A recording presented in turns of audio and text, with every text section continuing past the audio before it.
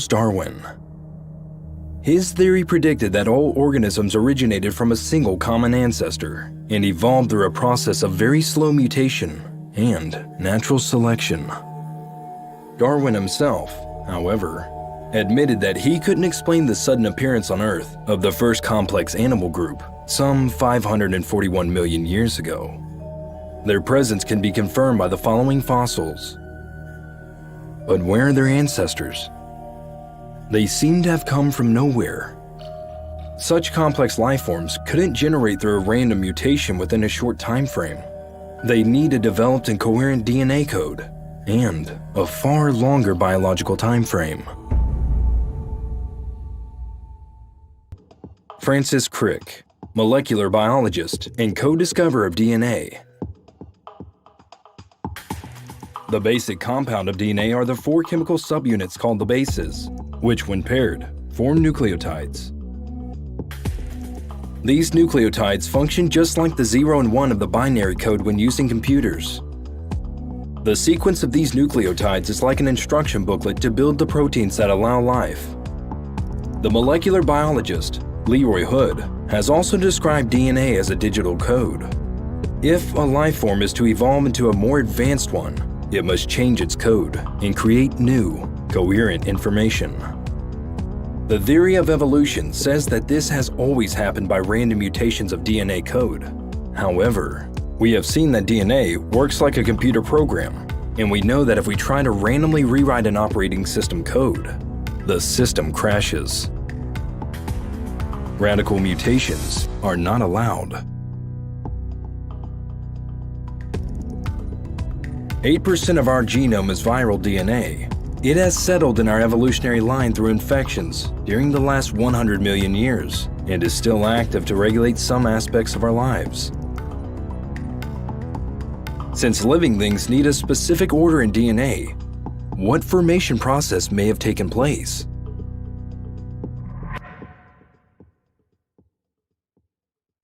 Over the last century, a number of mathematicians and physicists, such as the great John von Neumann, have been skeptical of the idea that life creation could occur through random chance.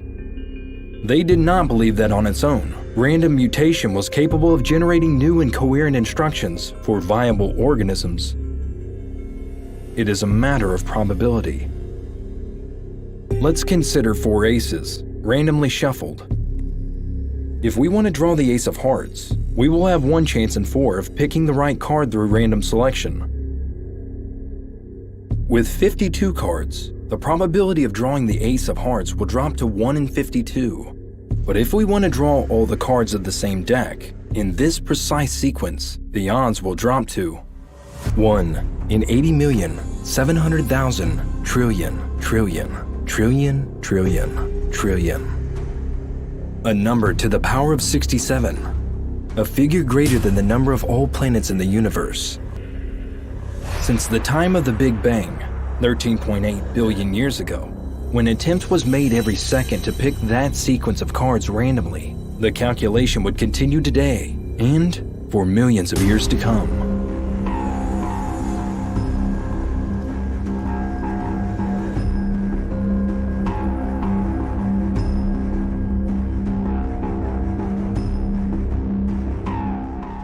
Human DNA is not 52, but 3 billion nucleotides, which need to be combined in a very specific sequence to form genes.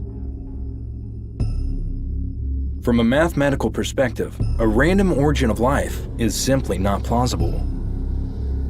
It would be like throwing thousands of cards, expecting them to fall into specific sequences.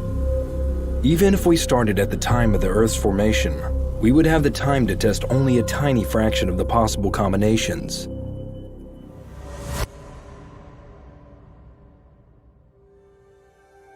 Let's now consider the concept of entropy. Entropy is the second law of thermodynamics. It is the principle that systems spontaneously evolve from a state of equilibrium to a disordered one. In nature, we can observe the process of continuous loss of genetic information, a manifestation of entropy. However, the DNA within each cell will continuously copy and paste itself throughout an organism's lifespan. Surprisingly, the cell possesses mechanisms which make decisions and which can recognize and repair data losses in the DNA code. In the lifetime of a human being, a body's DNA will be copied 10 million billion times and with minimal errors. So, where is this containment process against entropy coming from? Moving on to human evolution, we see how primates remained almost unchanged for many millions of years. Yet in a short genetic time, the hominins appear to have undergone radical changes. Between the species Australopithecus and Homo habilis, the increase in brain capacity is dramatic and disproportionate when measured on a genetic timeline. Donald Johanson, the discoverer of the Australopithecus, Lucy, admits that we still have no evidence for human ancestry prior to Homo habilis. Ian Tattersall of the American Museum of Natural History in New York says that the origin of language and symbolic capacity in Homo sapiens remains unexplained. The human genome acquires 300 new genes not present in monkeys. Of these, 90% are genes which have mutated during duplication. The origins of the other 10% of our genes remain a mystery.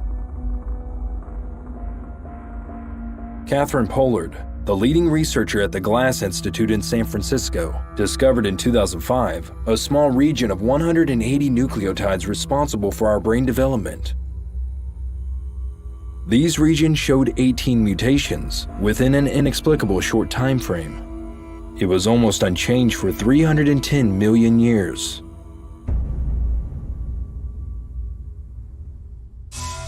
In our branching from our primate ancestor, a process occurred called Robertsonian translocation. That process consists of two ancestral chromosomes fusing to form human chromosome number 2. Translocations, more often than not, lead to pathologies because during diffusion, genes can lose parts of themselves and no longer function as they should. In rare cases when they merge into neutral areas, the subject can still be healthy, but will have risk in reproduction. Apes have 48 chromosomes, humans 46. Let us assume that one of our ancestors for a rare case was born with 47 chromosomes and was healthy. Another rare case subject with 47 chromosomes happened to be born, and of the opposite sex. Such a double event would be extremely rare. Assuming it happened, the two subjects would now have to meet. If this occurs, they must now have intercourse. And at that point, if fertilization occurs, there will still be 36 possibilities of genetic combination, of which only one will lead to the embryo with 46 chromosomes. The odds of success are about 1 in 7 billion, and to stabilize the new genetic structure and number, identical pairings would be needed. One side of science says that there is an overwhelming lack of evidence for a random chromosome 2 fusion. The area where the two ape chromosomes would have merged for human chromosome number 2 has an important functional feature called promoter inside a highly expressed gene. It is not an accident of evolution.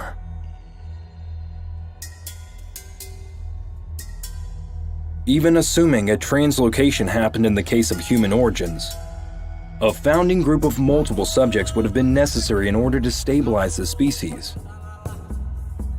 But since this event is extremely improbable, one wonders how this event could have happened several times, in the same place on Earth, and within the same subject's lifespans. What is the nature of these phenomena?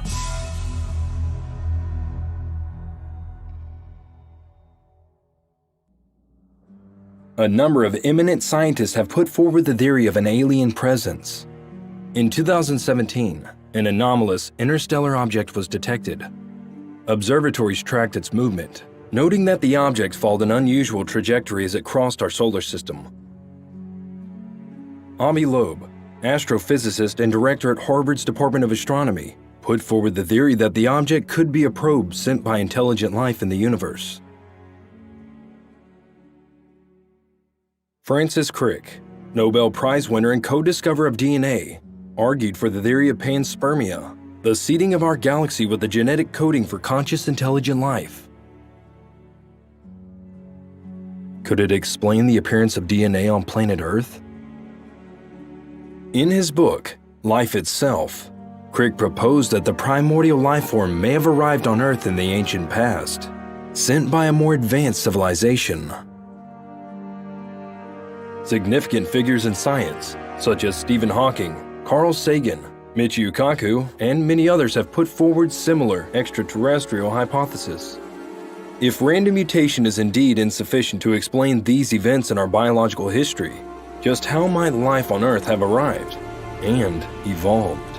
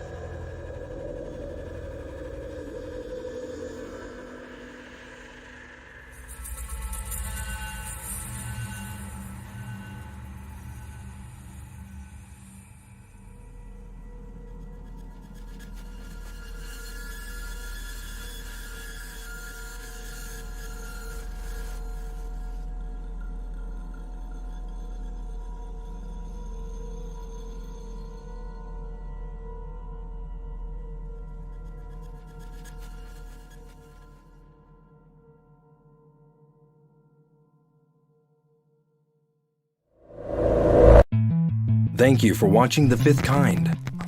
Please check out our official website at fifthkind.tv, where you can sign up to receive our latest newsletters, stories, and select featured content that is only available on alternative platforms. If you like the music in this video, check out tracksforpro.com to find more information about using the music tracks and soundscapes for your own video projects. Thanks again, and we'll see you next time.